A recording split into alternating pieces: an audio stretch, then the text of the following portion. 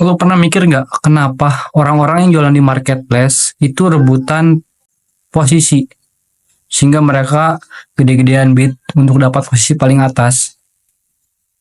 Nggak cuma sampai di situ, mereka rela buang jutaan bahkan ratusan juta rupiah uang mereka cuma dapatin posisi itu. Sebenarnya hal itu juga terjadi di pasar tradisional di mana orang-orang juga rebutan posisi untuk dapat lokasi paling strategis yang tujuannya sama, buat dapat traffic atau kunjungan. Di video ini kita bakal bahas tentang itu.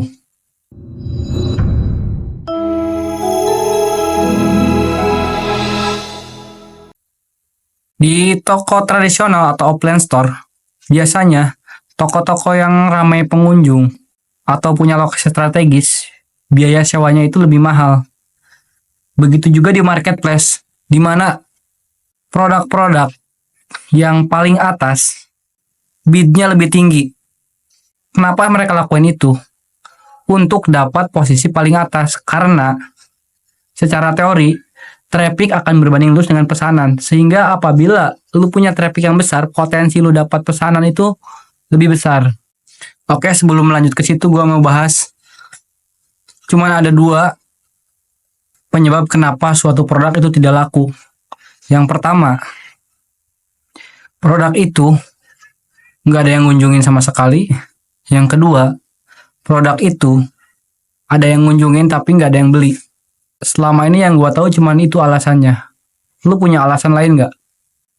Kita kembali lagi ke topik. Jadi, kalau gitu kita tinggal mastiin traffic yang kita punya itu besar sehingga kita pasti dapat orderan banyak. Apakah gitu? Tentu enggak. Karena traffic aja nggak cukup. Jadi gua istilahin nih, kata kunci dalam marketplace itu sama dengan kategori toko-toko di pasar tradisional.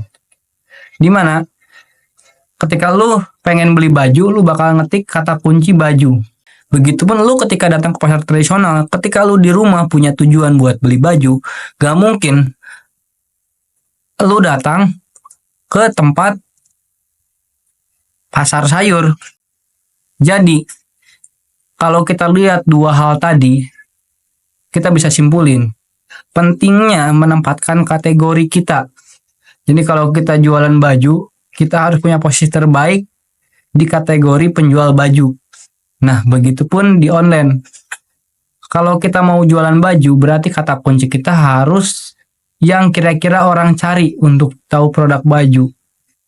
Sepele sih, tapi kadang-kadang ya orang nggak ngerti, cuman mikirin traffic, yang penting traffic gede.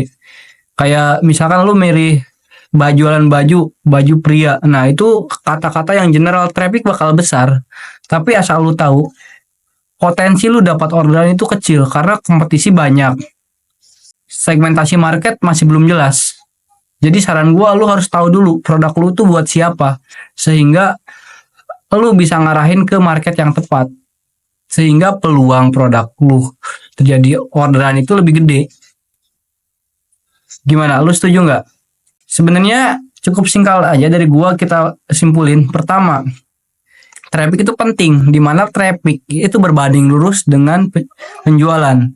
Yang kedua, alasan produk gak laku cuma ada dua. Yang pertama, produk itu nggak ada traffic. Yang kedua, produk itu ada traffic tapi nggak ada yang beli.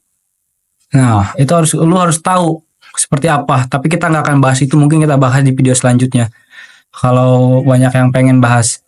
Yang ketiga, kesimpulan ketiga, pastiin lu tahu segmentasi target market lu, karena traffic aja nggak cukup.